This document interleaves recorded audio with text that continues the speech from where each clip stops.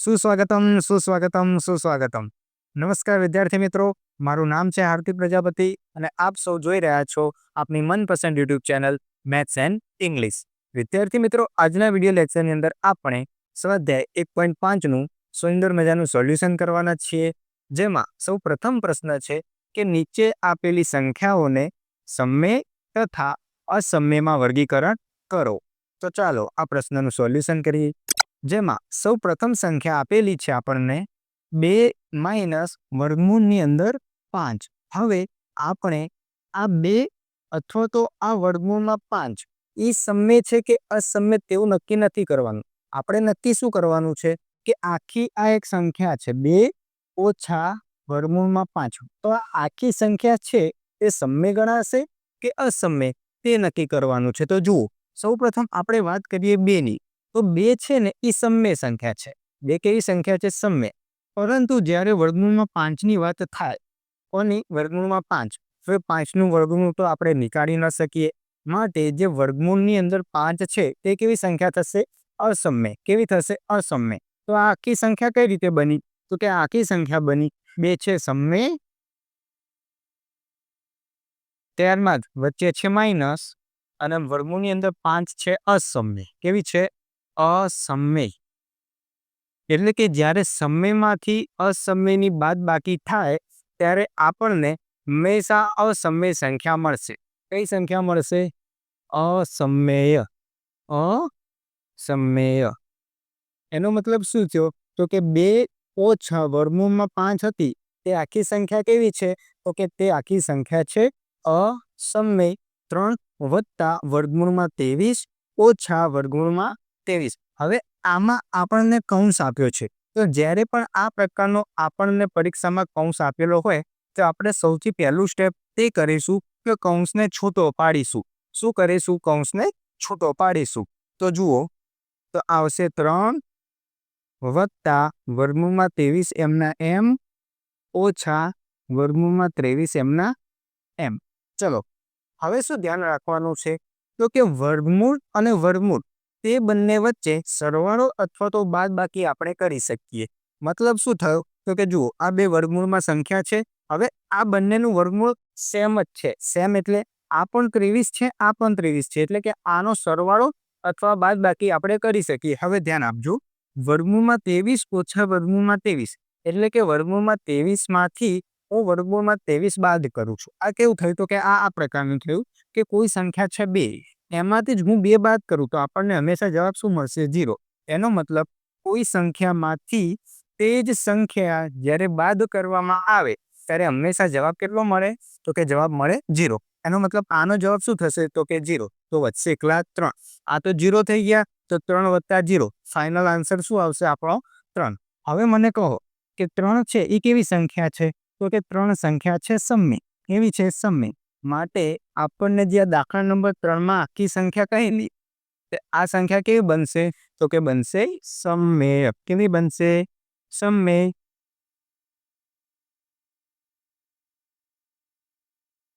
ચાલો વિદ્યાર્થી મિત્રો, ખ્યાલ આવ્યો? ત્યારબાદ આગળ જોઈએ. હવે દાખલા નંબર 3માં આ પ્રકારનું છે કે 2 વર્ગમૂળમાં 7 ભાગાકારની અંદર 7 વર્ગમૂળમાં 7. હવે આને આપણે કઈ રીતે સમજી શકીએ? તો આને કંઈક આ રીતે સમજી શકીએ. 2 વર્ગમૂળમાં 7, આનો મતલબ છે 2 ગુણ્યા વર્ગમૂળની અંદર 7. હવે ભાગાકારમાં જોઈએ, 7 વર્ગમૂળમાં 7, આનો મતલબ થશે 7 ગુણ્યા વર્ગમૂળમાં 7.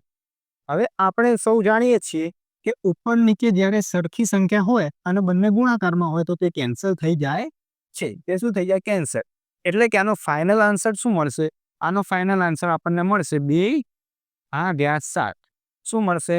2/7. હવે આપણે સૌ જાણીએ છીએ કે જે 2/7 છે તે કેવી સંખ્યા છે? તો કે 2/7 સંખ્યા છે સમય. કઈ સંખ્યા છે? સમય. તો આનો આન્સર આવશે સમય. ત્યારબાદ દાખલા નંબર 4 જોઈએ. 1 ભાગ્યા વર્ગમૂળની અંદર 2. હવે તમે જોઈ શકશો અહીં વર્ગમૂળમાં 2 આપેલા છે. તો શું 2 નું આપણે વર્ગમૂળ નીકાળી શકીએ ખરા? તો કે ના નીકાળી શકીએ. તો આ સંખ્યા કેવી થશે? તો કે આ સંખ્યા થશે અસમય. કેવી થશે? અસમય. ત્યારબાદ વિદ્યાર્થી મિત્રો હવે આપણે જોઈએ દાખલા નંબર 5 2 પાઈ એટલે કે 2 ગુણ્યા પાઈ. આને શું વંચાય છે? આ ચિહ્નને વંચાય છે પાઈ. વિદ્યાર્થી મિત્રો આપણે સૌ જાણીએ છીએ કે પાઈ છે ને એ એક અસમય સંખ્યા છે. પાઈ કેવી સંખ્યા છે? અસમય. માટે પાઈની જોડે જે પણ સંખ્યા ગુણાયેલી હોય અથવા તો ભાગાકારમાં હોય અથવા તો સરવાળાની અંદર હોય તો આખી સંખ્યા કેવી થઈ જશે? અસમય સંખ્યા થઈ જશે. એનો મતલબ 2 પાઈ પણ કેવી સંખ્યા છે? તો કે 2 પાઈ સંખ્યા છે અસમય. કેવી છે? અસમય. આ આપણે યાદ રાખી લઈશું કે પાઈ દેખાય એટલે હંમેશા કેવી બનશે? અસમય. પરંતુ વિદ્યાર્થી મિત્રો જ્યારે પાઈની કિંમત આપેલી હોય, હવે આપણે સૌ જાણીએ છીએ પાઈની બે કિંમત છે. એક છે 22/7 અને બીજી છે 3.14. જ્યારે આ પ્રકારે તમને કિંમત આપેલી હોય કે 22/7 કઈ સંખ્યા છે અથવા તો 3.14 કેવી સંખ્યા છે, તો કે આ બંને સંખ્યાઓ થશે સમમેય. આ બંનેનો જવાબ શું આવશે? સમમેય. તો જુઓ, જ્યારે પણ પાઈ પૂછાય ત્યારે જવાબ આવશે અસમમેય અને જ્યારે તેનું મૂલ્ય આપેલું હોય તો તે કેવી સંખ્યા કહેવાશે? તો કે સમમેય. આ વસ્તુ આપણે યાદ રાખવી જોઈશે. ત્યારબાદ વિદ્યાર્થી મિત્રો હવે આપણે સોલ્વ કરવાના છીએ પ્રશ્ન નંબર 2, જેમાં કયું છે સાદુરૂપ આપો. જેમાં કુલ 4 દાખલા છે તો ચાલો એક પછી એક તેનું સોલ્યુશન કરીએ. જેમાં સૌ પ્રથમ દાખલાની રકમ કંઈક આ પ્રકારની છે કે કૌંસની અંદર 3 વત્તા વર્ગમૂળની અંદર 3 ગુણ્યા બીજા કૌંસની અંદર 2 વત્તા વર્ગમૂળમાં 2. હવે આ દાખલામાં આપણને શું આપ્યું છે? તો કે 2 કૌંસ આપ્યા છે. હવે 2 કૌંસ હોય અને એની વચ્ચે કોઈ પણ નિશાની નથી તો આપણે શું સમજીશું? બંને વચ્ચે શું છે? તો કે ગુણાકાર છે. શું છે? ગુણાકાર. તો આનું સોલ્યુશન આપણે કઈ રીતે કરીશું? જુઓ, સૌપ્રથમ શું કરશું? તો કે પહેલા 3 છે ને તેને આખા કૌંસ સાથે ગુણીશું. એટલે કે 3 ગુણ્યા 2 વત્તા વર્ગમૂળમાં 2. ત્યારબાદ શું કરશું? તો કે બીજા વર્ગમૂળમાં 3 છે એટલે કે જે બીજું પદ છે તેને આખા કૌંસ સાથે ગુણીશું. તો આપણે લખીશું વત્તા વર્ગમૂળમાં 3 ગુણ્યા 2 વત્તા વર્ગમૂળની અંદર 2. ચાલો હવે શું કરશું? તો કે આ 3 માર છે તેને એક પછી એક કૌંસમાં ગુણીશું. તો સૌ પ્રથમ 3 ગુણાશે આ 2 સાથે તો આવશે 3 દુ 6. ત્યારબાદ વચ્ચે છે પ્લસ તો પ્લસ. હવે 3 ગુણાશે વર્ગમૂળની અંદર 2 સાથે તો આ ગુણાકાર કઈ રીતે થશે? જુઓ, હવે આ 3 છે આ વર્ગમૂળમાં 2 છે. એનો મતલબ એક વર્ગમૂળ વગરની સંખ્યા છે અને એક વર્ગમૂળ વાળી સંખ્યા છે. તો આનો ગુણાકાર કઈ રીતે થશે? 3 ગુણ્યા વર્ગમૂળની અંદર 2. કંઈક આ પ્રકારનું આપણે સમજી લઈએ. 3 ગુણ્યા વર્ગમૂળની અંદર 2. તો આ જ્યારે આપણે લખવું હોય તો કઈ રીતે લખીશું? તો કે 3 બાર લખીશું અને એના પછી ડાયરેક્ટ આપણે કરી લઈશું વર્ગમૂળની અંદર 2. તો તેવું જ આટલે લખી દઈશું 3 અને વર્ગમૂળમાં 2. ત્યારબાદ વત્તાકાર. હવે જુઓ, વર્ગમૂળમાં 3 છે અને 2 છે એ બંને વચ્ચે શું કરવાનું છે? આપણે ગુણાકાર. તો આ પણ સેમ રીતે જ લખાશે. 2 બહાર રહેશે અને વર્ગમૂળમાં 3 પછી આવશે. હવે આ વર્ગમૂળનો ગુણાકાર થશે વર્ગમૂળ સાથે એટલે કે વર્ગમૂળમાં 3 ગુણ્યા વર્ગમૂળની અંદર 2. તો જ્યારે પણ 2 વર્ગમૂળનો ગુણાકાર કરીએ તો ગુણાકાર સત્ય છે. એનો મતલબ 3 દુ મળશે 6. પણ બંને માથે શું હતું? વર્ગમૂળ હતું. તો આના માથે પણ શું આપી દેવાનું? વર્ગમૂળ. એટલે કે આ ગુણાકાર છે એનો જવાબ આવશે વત્તા વર્ગમૂળમાં 6. હવે તમે જોઈ શકો છો આમાં કોઈ પણ સજાતીય પદ નથી એટલે કે સરખા વર્ગમૂળવાળા કોઈ પણ પદો છે નહીં તો સરવાળો થશે નહીં. તો આ રહ્યું આટલું ને આટલું રહેશે. આ થઈ ગયો આપણો જવાબ. ત્યારબાદ વિદ્યાર્થી મિત્રો હવે આપણે દાખલા નંબર 2 નું સોલ્યુશન કરીએ. જેની રકમ કંઈક આ પ્રકારની છે. 3 વત્તા વર્ગમૂળમાં 3 ગુણ્યા 3 માઇનસ વર્ગમૂળમાં 3. આ જોઈને આપણને ખ્યાલ આવશે. જુઓ, આ બાજુ પણ 3 છે, આ બાજુ પણ 3 છે. આ બાજુ વર્ગમૂળમાં 3 છે, આ બાજુ પણ વર્ગમૂળમાં 3 છે. ફરક શું છે? તો કે આટલે પ્લસ આપ્યું છે અને આટલે માઇનસ આપ્યું છે. આનો મતલબ શું? આ કયા પ્રકારનું થયું? તો જુઓ, a વત્તા b અને બીજા કૌંસમાં છે a ઓછા b. બંને સંખ્યા તો સરખી જ છે પરંતુ વચ્ચે પ્લસ છે માઇનસ છે. તો આ એક બીજગણિતનું સૂત્ર બની ગયું. યાદ કરો કયું સૂત્ર હશે? તો કે a વત્તા b અને a ઓછા b. તો આનો જવાબ આવશે a સ્ક્વેર ઓછા b સ્ક્વેર એટલે કે પહેલી સંખ્યાનો વર્ગ ઓછા બીજી સંખ્યાનો વર્ગ. તો આટલે આપણે લખી દઈએ પહેલી સંખ્યાનો વર્ગ ઓછા બીજી સંખ્યાનો વર્ગ. હવે પહેલી સંખ્યા કઈ આપેલી છે આપણે જુઓ પહેલી આપી છે 3 તો આટલે મૂકી દઈશું 3, બીજી આપી છે વર્ગમૂળમાં 3 તો બીજે મૂકી દઈશું વર્ગમૂળમાં 3. હવે સાદુરૂપ આપીએ 3નો વર્ગ એટલે મળશે 9 ઓછા જ્યારે પણ વર્ગમૂળમાં સંખ્યા આપેલી હોય અને તેનો વર્ગ કરીએ, વર્ગમૂળનો વર્ગ કરીએ તો વર્ગમૂળ અને વર્ગ કેન્સલ થઈ જશે. તો જવાબ શું આવશે? એકલા 3. શું આવશે? એકલા 3. હવે 9માંથી 3 બાદ કરીએ તો આપણને મળી જશે છગડો. કેટલો મળશે? છગડો. તો આ થઈ ગયો આપણો જવાબ. ત્યારબાદ આગળ જોઈએ ત્રીજો દાખલો. વર્ગમૂળમાં 5 વત્તા વર્ગમૂળની અંદર 2 અને આખાનો છે વર્ગ. આ શું થઈ ગયું? તો કે આ પણ એક બીજગણિતનું સૂત્ર છે. કયું સૂત્ર છે? તો કે a વત્તા b આખાનો વર્ગ. શું થઈ ગયું? a વત્તા b આખાનો વર્ગ. તો આનું વિસ્તરણ આપણને આવડવું જોઈએ. શું થશે?